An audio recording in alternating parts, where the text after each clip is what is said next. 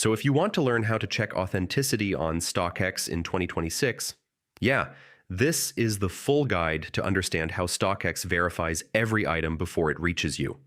First, StockX uses a professional authentication system where experts inspect every item for originality, condition, and accuracy before shipping it to buyers.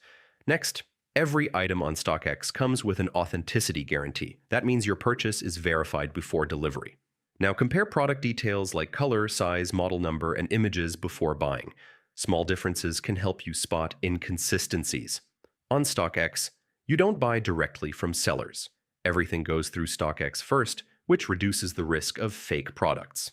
After purchase, your item goes to StockX authentication centers where experts inspect stitching, materials, tags, and packaging. When your item arrives, it includes a StockX tag and verified packaging, showing it passed authentication.